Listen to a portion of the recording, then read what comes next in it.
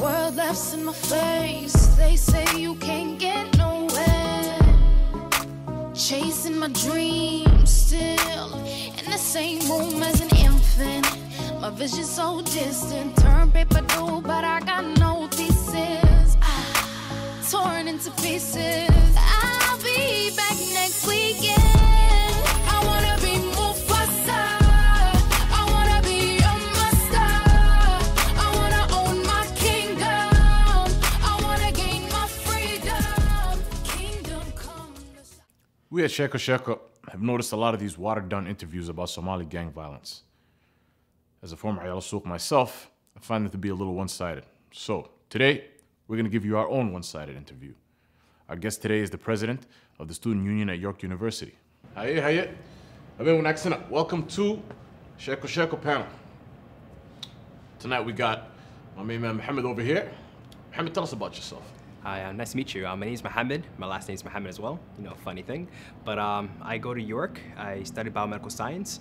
You know, the program itself sounds a little tedious, but you know, in a nutshell, I study just biology. There's no medical aspects to that. And I'm the president of the Somali Student Association at York University. Okay. Well, let's get right into this. Since 2008, 60 plus Somalis got murdered. How do you feel about that? Wow. I feel very appalled and sad actually, because it's our people. And although it happened on the west side, you know, it does hit at home. You know, a lot of my friends actually are victims of gun violence. Don't you think some of those niggas had it coming?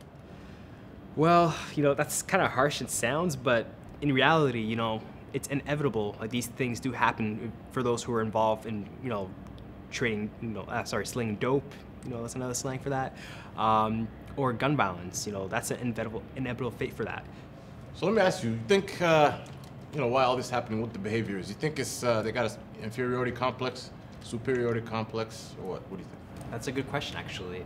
I personally believe it's somewhat an inferiority complex, and there's a lot of reasons why to it. You know, Somalis, you know, demographically living in Canada per se, they're at pretty much the low socioeconomic status. So hold on, let me stop you there. Oh. These niggas is straight sociopaths up in this bitch. You're going too far. Well, you know, if you watch news, you know, seeing these kind of people, you know, shooting each other, it's gotta be a big reason behind this. What drives these kind of people? Well, more or less, you know, Somalis living in Canada, they're at the bottom class in society, more or less, you know, low socioeconomic levels. But if we're all in the lower economic levels, how come the shorties are doing so much better? Oh, you know, that's a great question as well. You know, I think it's just the fault on our brothers. I mean, if you think of a perspective, let's say you're a woman, and sure. Or don't get carried out. But let's say if you're a woman, and you know the only potential to marry people is from your own, you know, from your own culture. Your parents might tell you, hey, marry a Somali man, no matter what happens. You know, keep the culture. You know, keep the bloodline and everything.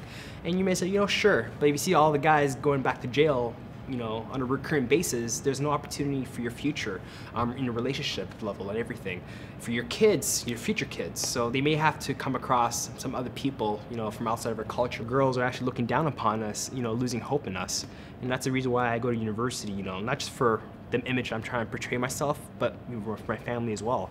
And I hope a lot of my brothers actually follow through, like, not what I'm doing, but the things that I'm trying to achieve myself. I'd like to thank Mohamed for coming by the SheekoSheeko panel and for letting niggas know. I'll at me anytime. You're more than welcome. Definitely, for sure.